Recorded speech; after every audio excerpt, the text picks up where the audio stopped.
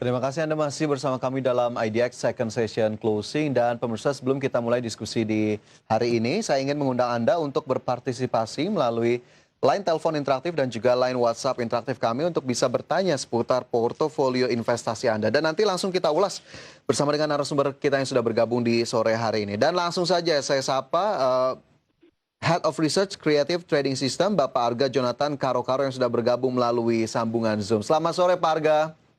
Selamat sore Pak Fajar. Ya, apa kabarnya Pak Arga?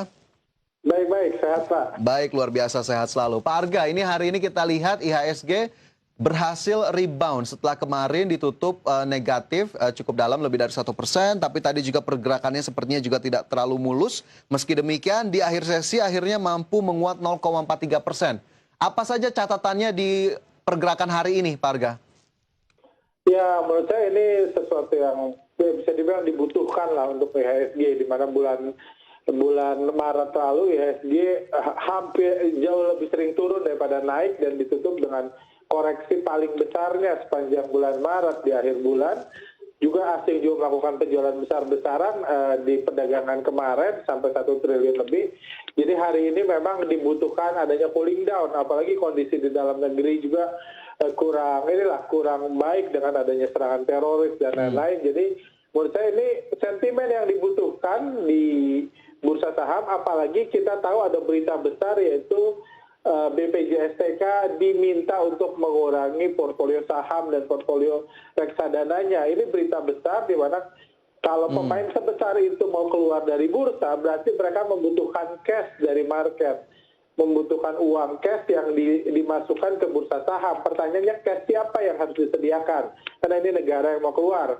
Kita tahu BI tidak bisa meminta investor asing untuk menyediakan cash untuk buat BPJSTK. Jadi cash yang kemungkinan diincar adalah uang cash investor retail, cita-cita yang memasukkan uangnya nanti supaya bisa diberikan ke BPJSTK. Jadi untuk menyediakan cash itu dibutuhkan kondisi market yang lebih kondusif, lebih tenang. Kalau terlalu sering merah, nanti orang nggak mau lagi ngeluarin tabungannya dibeliin saham. Kalau nggak ada yang dikeluarin tabungan, jadi uang siapa yang harus dibawa BPJSTK ke depannya, kayak gitu.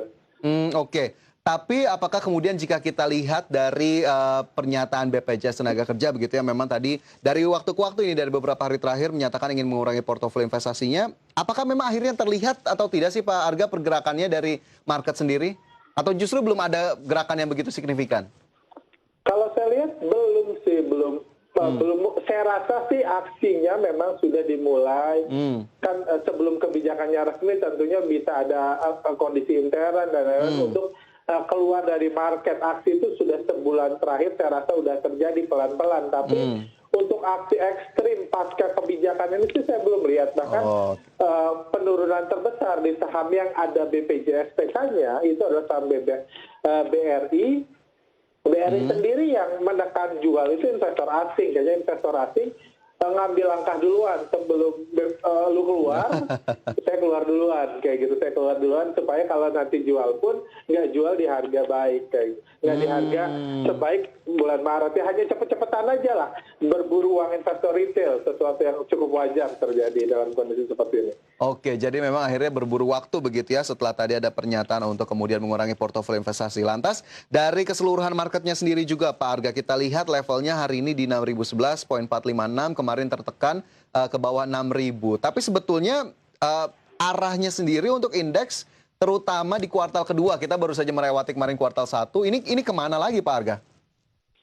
Ya sebenarnya kalau kita lihat kondisi terkini kayak gitu, masih sedikit kabar yang bisa membuat kita optimis di mana akan ada lagi banyak aliran masuk uang ke bursa yang membuat bursa bisa naik. Karena kalau kita lihat dari sisi investor asing pun bahkan di akhir Maret, di hari terakhir bulan Maret jualan, hari ini pun jualan. Berarti itu motor utama yang biasa kita bisa harapkan menaikkan pertumbuhan bursa itu keluar.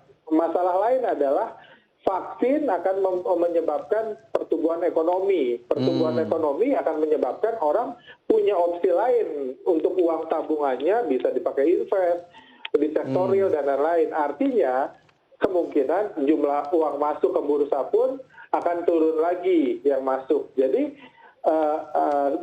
ada cerita BPJS-TK rencananya juga mau menukarkan sahamnya dengan uang yang sekarang ada di bursa mau dibawa keluar. Jadi untuk detik ini, untuk sampai hari ini belum ada tanda-tanda, itu 2-3 minggu ke depan saya rasa belum ada tanda-tanda kabar positif buat bursa. Ya harapan kita sih, ya kalaupun terkoreksinya nggak terlalu tajam.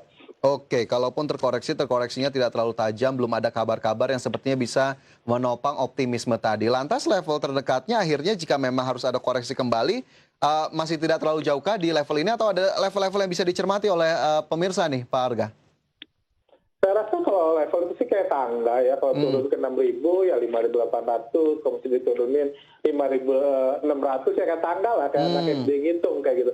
Ya, kayak biasa lah, pas kemarin di bawah 6.000 pun orang langsung bilang kan 6.800, pas dinaikin ke atas 6.000 ya 6.000 lagi. Kayak gitu, saya rasa nggak usah terlalu dibincangkan lah, itu pelajaran anak SD, itu hanya menghitung aja. Kalau turun ke segini ya segini kayak gitu.